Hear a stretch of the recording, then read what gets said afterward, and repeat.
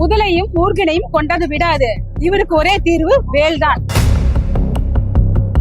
அந்த வீர மகேந்திரபுரிய அழிச்சு கடலோட கடல் மார்க்கமா பண்ணிட்டார். சூரணி சம்ஹாரம் பண்ற இடம் வந்து ஒரிஜினலா இங்கேயே நடந்தது. அதனாலதான் இந்த கோவில் வந்து இவ்வளவு ஃபேமஸ்.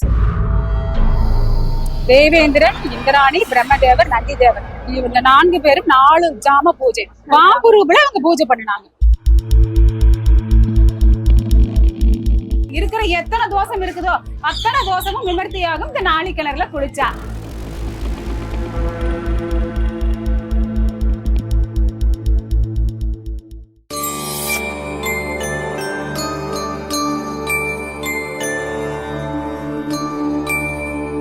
முதலையும் மூர்க்கனையும் கொண்டது விடாது. இவருக்கு ஒரே தீர்வு வேல்தான். இவரை வேல் கொண்டுதான் சரி செய்யணும் அப்படின்னு சொல்லிட்டு அவரு முருகரே கிளம்பி போறார். போய் அந்த வீர மகேந்திரபுரிங்கிற ஊரை எல்லாத்தையும் சம்ஹாரம் பண்ணிட்டு சூரனை சம்ஹாரம் பண்ணிட்டு அந்த வீர மகேந்திரபுரிய அழிச்சு கடலோட கடல் மார்க்கமா பண்ணிட்டார். இந்த கடல்ல யாரு இருக்கு? வீர மகேந்திரபுரிங்கிற ஊர் ஒண்ணு இந்த கடலுக்குள்ள கடல் மார்க்கமா பண்ணிட்டாரு முருகர். பண்ணிட்டு வந்து அதனாலதான் இந்த திருச்செந்தூர் வந்து இவ்வளவு ஃபேமஸ். அது சூரணி சம்ஹாரம் பண்ற இடம் வந்து ஒரிஜினலா இங்கேயே நடந்தது. அதனாலதான் இந்த கோவில் வந்து இவ்வளவு ஃபேமஸ். மத்த கோவில்கள்ல சூரசம்ஹாரம் நடந்தாலுமே திருச்செந்தூர்ல தான் ரொம்ப சிறப்பு. அதுக்கு வந்து இந்த ஒரு உண்மையான ஒரு காரணம் இல்லையா? மேம், மூலவர் பின்னாடி அமைச்சிருக்கக்கூடிய பஞ்சலிங்கத்தோட தாற்பயம் என்ன? பஞ்சலிங்கத்தை தான் அவர் வணங்கினாரு. திருச்செந்தூர் ஆண்டவரே வந்து அவரை வணங்கியது. அதாவது அவருக்கு பிரம்மகத்தி தோஷம்னு ஒரு தோஷம் பிடிச்சது. அந்த தோஷத்தை விளக்கறதுக்காக அந்த பஞ்சலிங்கத்தை பூஜை பண்றாரு. அர்ச்சனை பண்ணி பூஜை பண்ணிட்டு இருக்கும் போதுதான் மக்கள் எல்லாம் வந்து கூப்பிட்ட குரலுக்கு அந்த பூவோட திரும்பிட்டாரு. அதான் பூஜா மூர்த்தி. அவரை சொல்றது என்னதான் பூஜா மூர்த்தி அப்படின்னு சொல்லுவோம் நம்ம. அப்ப அந்த திருச்செந்தூர் பகவானுக்கு என்ன பிடிக்கும்னா தாமரை பூ ரொம்ப ரொம்ப பிடிக்கும். யாரெல்லாம் தாமரை பூ கொண்டு வந்து அவருடைய வேண்டுதலை சொல்லி அந்த தாமரை பூவை அவருக்கு மாலையா சாத்துறாங்களோ அவங்க வேண்டுதல் கண்டிப்பாக நிறைவேறும். 100% நிறைவேறும். அவர் வந்து அந்த பஞ்சலிங்கத்தை பூஜை பண்ணது எதுக்காகனா பிரம்மகத்தி தோஷம் போவதற்காக பூஜை செய்ய முருகரே வழிபட்ட லிங்கம் இல்லையா? ஆமா. அதனாலதான் நீங்க சொன்ன மாதிரி மக்கள் கூப்பிட்ட உடனே அந்த தாமரை மலரோடு அப்படி திரும்பினாலதான் அந்த ஒரு கோலத்துல வந்து வெச்சிநாதர், ஜெயந்திநாதர் இங்க இருக்கிறாரு. பூஜா மூர்த்தி, ஜெயந்திநாதர், சண்முகர், முருகர் எல்லாமே அவரு ஒருத்தருக்கே இவ்வளவு பேரு. அவருக்கு பக்கத்துல ஒரு சிறிய குகை இருக்கு. அந்த குகையில ஒரு சிறிய சிவபெருமான் இருக்காரு. அந்த சிவபெருமானுக்கு பூஜை யார் பண்றாங்கன்னா பாம்பு ரூபல வந்து தேவேந்திரனும், இந்திராணியும், நந்திதேவரும், பிரம்மதேவரும். தேவேந்திரன், இந்திராணி, பிரம்மதேவர், நந்திதேவர் பாம்பு ரூபல வந்து அந்த இருக்கிற சின்ன லிங்கத்துக்கு ஒரே ஒரு சின்ன லிங்கம், அதுக்கு பக்கத்துல ஒரு சிறிய குகை இருக்குது. அந்த குகையில இருக்கிற லிங்கத்துக்கு இந்த 4 பேரும் 4 ஜாம பூஜை. 1ஆம் ஜாம பூஜை, 2ஆம் ஜாம பூஜை, 3ஆம் ஜாம பூஜை, 4ஆம் ஜாம பூஜை, இப்படி 4 ஜாம பூஜையும் பாம்பு ரூபல அவங்க பூஜை பண்ணினாங்க. அதனாலதான் அந்த இதுல பாறை பவளப்பாறையை கடைந்து முருகர் இருக்கிறாருங்க. அந்த முருகர் அங்குள்ள சந்தனமலையில ரொம்ப ஸ்பெஷல். என்ன ஸ்பெஷல்னா அந்த சந்தனமலையில நம்ம தலையை கொண்டு சாய்ச்சிக்கிட்டோம்னா நம்ம மனசுல உள்ள கவலை எல்லாம் விலகும். அதாவது முன்னோர்கள் சொல்லியிருக்காங்க. அது உண்மையாவே நான் அதை பரீட்சை பண்ணி பார்த்திருக்கேன். ரொம்ப கஷ்டத்துல இருக்கும் போதெல்லாம், மன கஷ்டத்துல இருக்கும் போதெல்லாம் இந்த சந்தன மலையில சாஞ்சுக்கிட்டோம்னா நம்ம மனக்கவலை தீரும். அது உண்மையான தாற்பயம், உண்மையிலும் உண்மை. இப்ப நம்ம இந்த நாளி கிணறுக்கு போற வழியில இருக்கும் நிறைய பக்தர்கள் இந்த கடல்ல குளிச்சுட்டு நாளி கிணறுக்கு போய் குளிச்சுட்டு அதுக்கப்புறம் போய் தரிசனம் பண்றத பார்க்க முடியுது.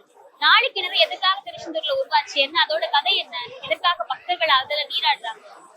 நாளி கிணறு உருவாக்குது அதுல ஒரு தாற்பயம் என்னன்னா, இப்போ சூரனை சம்ஹாரம் பண்றதுக்கு முந்தைய நாள் என்ன பண்ணுவாருன்னா முருகர் சக்தி கிட்ட சிவன் கிட்ட இருக்கிற சக்தி கிட்ட வேல் வாங்குவார். முந்தைய நாள் வேல் வாங்கிட்டு அடுத்த நாள் தான் சூரனை சம்ஹாரம் பண்ணுவாரு.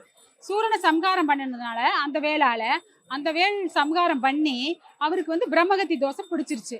இப்ப சூரனை சம்ஹாரம் பண்ணதே பிரம்மகத்தி தோஷம் முடிஞ்சுன்னு சிவனை பூஜை பண்றாரு. முருகருக்கு பின்னாடி இருக்கிற சிவனை பூஜை பண்றதுக்கு தண்ணி வேணும், அதாவது அபிஷேகம் பண்றதுக்கு நீர் வேணும். அதுக்காக அந்த வேலை கொண்டு சக்திவேல், ஞானவேல், அந்த வேலுக்கு பேரு சக்திவேல். சக்தி கிட்ட இருந்து வாங்கினதுனால சக்திவேல். அந்த வேலை கையில வச்சிருந்தா நம்மளுக்கு ஞானம் உண்டாகும். அந்த வேலுக்கு சக்தி கிட்ட இருந்து வாங்கினதுனால சக்திவேலுன்னு பேரு. அந்த வேலை நம்ம கையில வச்சிருந்தா நமக்கு ஞானம் பிறக்கும். அதாவது நமக்கு தெரியாத சில அறிவுரைகள் இந்த வேலை கையில வச்சிருக்கும் போது, வேல் பூஜை வேலையெல்லாம் கையில வச்சிருக்கும் போது நமக்கு ஞானம் பிறக்கும். அதுக்கு பேர் தான் சக்திவேல், ஞானவேல். அந்த வேல் கொண்டு அங்க வந்து அவர் வந்து என்ன பண்ணினாருன்னா ஒரு குத்துனாரு. அது வந்து தண்ணி வந்தது. அதாவது 3000 ஆண்டுகளுக்கு முன்னாடி குத்துன தண்ணி இன்னமும் மாளாத தண்ணி வந்துட்டே இருக்கு. அங்க வந்துட்டே இருக்கனால அது நாளி கிணறு பேரு. ஒரு நொடியில், அதாவது ஒரு நாளிகையில் குத்துனதுனால தண்ணி வந்ததுனால நாளி கிணறு என்று பேரு. அதுக்கு இன்னொரு பேரும் உண்டு. என்ன உண்டுன்னா கந்த புஷ்கரணி அப்படிங்கிற இன்னொரு பேரும் இருக்குது. அந்த நீர் எடுத்துதான் அபிஷேகம் பண்றாரு.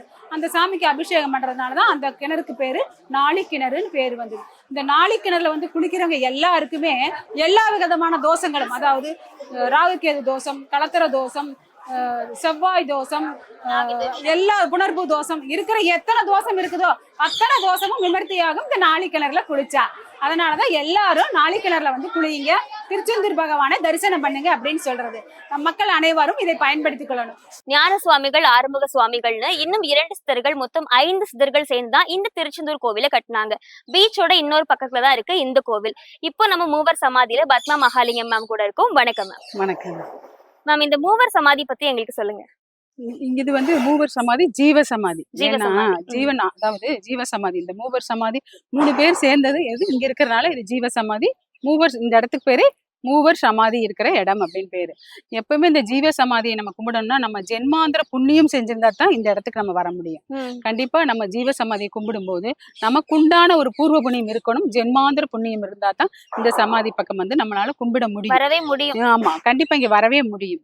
இந்த 3 பேரு தான், அந்த மௌனசாமி, காசிசாமி, ஆறுமுகசாமி, இந்த 3 பேரு தான் இந்த திருச்செந்தூர் கோவிலை கட்டுனாங்க. கட்டுறதுக்கு அவங்களுக்கு பண பற்றாக்குறை வந்துருச்சு, பணம் பத்தாம போயிருச்சு. அப்ப அவங்க 3 பேரும் கவலைப்பட்டு கூட்டமா உட்காந்து பேசிட்டு கவலைப்பட்டு தூங்கிட்டாங்க. அவங்க அங்கேயே தூங்கிடுவாங்க, அந்த கட்டுற இடத்துலயே. தூங்குனது அவங்க கனவுல வந்து நீங்க காவிரிப்பட்டினம் போய் நீ வாங்கிட்டு வா, உனக்கு காவிரிப்பட்டம் போனீங்கன்னா உனக்கு வந்து உதவி கிடைக்கும் இந்த கோவில் கட்டுறதுக்குன்னு கனவுல முருகரே வந்து சொன்னார். அதுக்கு முருகரே வந்து சொன்னதுனால அவரு சரின்ட்டு காவிரிப்பட்டினம் போய் அவங்க கிட்ட அவங்களுக்கு உண்டான காசு எவ்வளவு கேட்கணுமோ கேட்டிருக்காங்க. இன்னைக்கு மாதிரி எல்லாம் கோடிக்கணக்கு இல்லாம ஏதோ கோவில் கட்டுற கொஞ்சம் தர்மம் பண்ணுங்க அப்படின்னு கேட்கவும், என்கிட்ட என்ன இருக்கு, 2 உப்பு மூட்டை இருக்குது, எடுத்துட்டு போ அப்படின்னு சொல்லி கொடுத்துட்டாங்க. அந்த உப்பு மூட்டையை இவங்க அதை ஏன்னா உப்பை வாங்கி நம்ம என்ன செய்ய போறோம், சரி அதை வித்தாலாவது ஒரு காசு வரும் அப்படின்ட்டு உப்பு மூட்டையை வாங்கிட்டு வந்து வீட்டுல வாங்கிட்டு வந்து கோவில்ல வச்சுட்டாங்க. கோவில்ல வச்சுட்டு அவங்க படுத்து தூங்கிட்டாங்க. அந்த அன்னைய பொழுது படுத்து தூங்கிட்டாங்க. அப்புறம் காலையில எந்திரிச்சு பார்க்கும்போது அந்த மூட்டைகள் எல்லாம் வைரங்களாக மாறின. அந்த வைரங்களை உப்பெல்லாம் வைரமா மாறி அது 2 மூட்டையும் வைரங்களா தென்பட்டுச்சு காலையில அவங்களுக்கு. அந்த வைரங்களை எல்லாம் விற்பனை செய்துதான் இந்த கோவிலை உருவாக்குனாங்க. இந்த மூவரும் சேர்ந்து உருவாக்கினாங்க. வள்ளிநாயகன் சாமி, வேதநாயகன் சாமி 2 பேர் இருக்காங்க. அவங்க வந்து கோபுரத்துக்கு பக்கத்திலேயே ஒருத்தர் ஜீவசமாதி அங்க, அந்த கோவில் அங்க இருக்கு.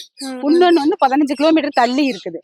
அது மாதிரி அந்த 5 பேர் சேர்ந்துதான் இந்த கோவிலை வந்து இவ்வளவு சிறப்பு அம்சமா கட்டினாங்க.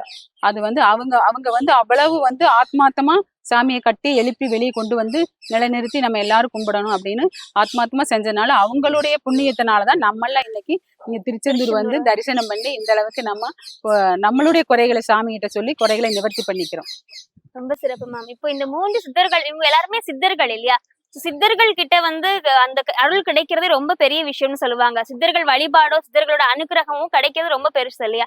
சோ இந்த மூவர் சமாதியில வழிபடுறதுனால என்ன மாதிரியான விஷயங்கள் மக்களுக்கு கிடைக்கும்? இந்த சமாதி, அதாவது இங்க வந்து தியானம் தான். இங்க வந்து தியானம் 10 நிமிஷம் பண்ணிட்டு போனீங்கன்னா உங்களுடைய மனக்குறைகள் நீங்க, புரியுதுங்களா? தடைப்பட்ட காரியங்கள் நடக்கும். அப்ப எப்பவுமே வந்து சிவனுக்கும் அதிகமான சக்தி யாருகிட்ட இருக்குன்னா சித்தர்கிட்ட இருக்குது. அந்த இவர்கள் 3 பேரும் சித்தர்களா மாறி ஜீவசமாதியா இங்க ஐக்கியமாயிட்டாங்க. அதனால இங்க வந்து நம்ம எண்ணிய, அதாவது நம்ம ஏதாவது குறையோட நம்ம இங்க வந்தோம்னா நமக்கு மன நிம்மதி கிடைக்கும். மனசு சரியில்லாம இங்க வந்தாலும் 10 நிமிஷம் தியானத்துலதான் இருக்குது இந்த மூவர் சமாதியில உட்கார்ந்து தியானம் பண்ணும்போது நமக்கு அனைத்து வித நலன்களும் கண்டிப்பாக கிடைக்கும். ஜெயந்திநாதரை வழிபட்டு மூவர் சமாதியை வந்து ஜீவ சமாதியை நம்ம வழிபட்டோம்னா இன்னும் நம்மளுக்கு சிறப்பு தான், நல்ல ஒரு மன நிம்மதி கிடைக்கும் அப்படின்னு சொல்லிருக்கீங்க. இப்ப மூவர் சமாதி மாதிரி இங்க நிறைய விஷயங்கள் இருக்கு. நாளி கிணறு ஆகட்டும், வள்ளி குகை ஆகட்டும். நாளி கிணறு பத்தி நீங்க சொல்லியிருந்தீங்க, இப்ப வள்ளி குகை பத்தி சொல்ல முடியுமா? வள்ளி குகை வந்து வள்ளி வந்து ஒளிஞ்சிட்ட இடம் தான் வள்ளி குகை, புரியுதுங்களா? அதுக்கு அதனாலதான் அது வந்து குகை. அந்த குகைக்குள்ள போய் மறைஞ்சு, அதாவது ஒளிஞ்சு நின்றதுனாலதான் யானை துரத்திட்டு வந்ததுனால, யானை உருவம் எடுத்தது யாருன்னா முருகர் தான். எடுத்து துரத்திட்டு வந்ததுனால அந்த வள்ளி போய் இந்த குகையில ஒளிஞ்சு மறைஞ்சு நின்னதுனால அதுக்கு பேரு வள்ளி குகைன்னு வந்துச்சு. அந்த வள்ளி குகையில போய் குழந்தை இல்லாதவங்க தொட்டல் கட்டுவாங்க. அந்த குகைக்குள்ள உள்ள போயிட்டு வெளியே வரக்குள்ள பயங்கர நம்மளுக்கு வேர்த்துரும். அது மூச்சே விட முடியாம இருக்கு அந்த குகை.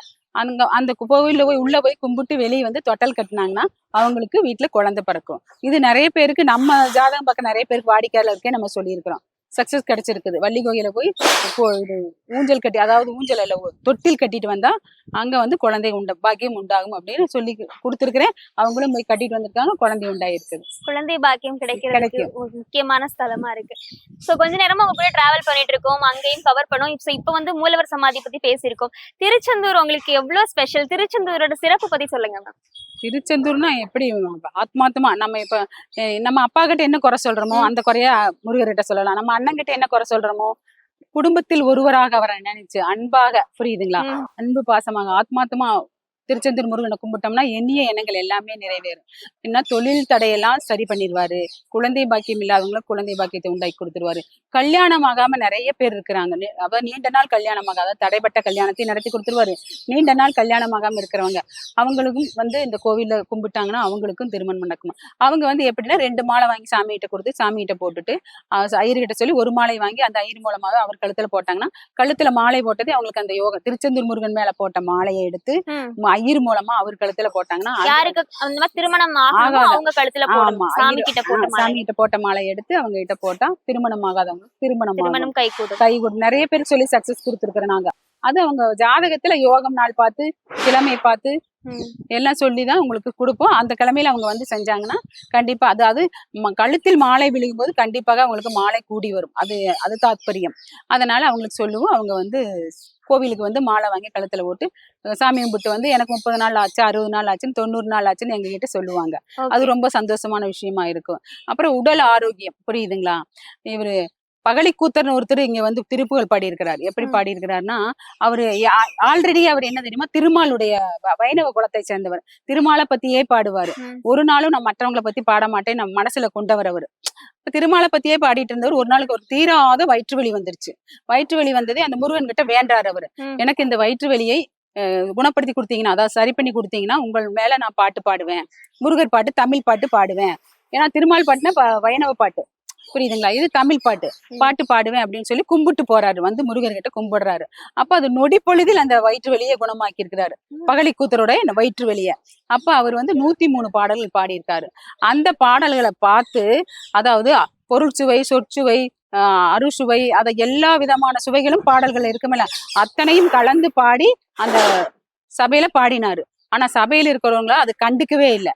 இதை முருகன் கவனிச்சுட்டே தானே இருப்பாரு அங்கிருந்து. அப்ப அந்த முருகன் கவனிச்சுட்டு இருந்தப்ப முருகனுக்கு என்னாச்சுன்னா, எல்லாரும் யாருமே கண்டுக்கல அப்படின்னு சொல்லிட்டு யாருமே அவருக்கு கண்டுக்கவும் இல்லை. நீ நல்லா பாடணுன்னு கூட ஒரு வார்த்தை சொல்லு. இப்ப குழந்தைனா ஏதாவது ஒன்று செஞ்சுன்னா என்கரேஜ் பண்ணுவோம்ல. ஆனா அந்த பகலி கூத்தரை யாருமே கண்டுக்கவே இல்லை. சபையில் உள்ளவர்கள் எல்லாம் கண்டுக்கவே இல்லை.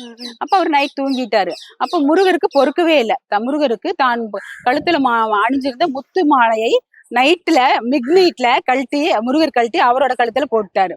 அப்புறம் காலையில எந்திரிச்சு எல்லாரும் சாமி மேல இருந்த முத்து மாலையை காணாம் அப்படின்னு சொல்லிட்டு தொலைவும் போது அவரு பகலி கூத்தர் தமிழ் பாடுறாரு, அவர்கிட்ட கழுத்துல இருந்துச்சு. அப்ப எல்லாரும் அவர்கிட்ட சரணாகதி அடைஞ்சிட்டாங்க. நீங்க பாடின எல்லா பாட்டுல எல்லா சுவையும் இருந்தது, நாங்க தான் உங்களை வந்து சபை முன்னாடி உங்களை வந்து ஒரு மரியாதை செலுத்தல, அவமானப்படுத்தின மாதிரி விட்டுட்டோம் அப்படின்னு சொல்லிட்டு எல்லாரும் மன்னிப்பு கேட்டு அவரை பல்லக்குல வச்சு தூக்கிட்டு போய் அந்த கோவில ஒரு சுற்றி வந்ததையும் முருகருக்கு ரொம்ப மனசு சமாதானமாயிருச்சு.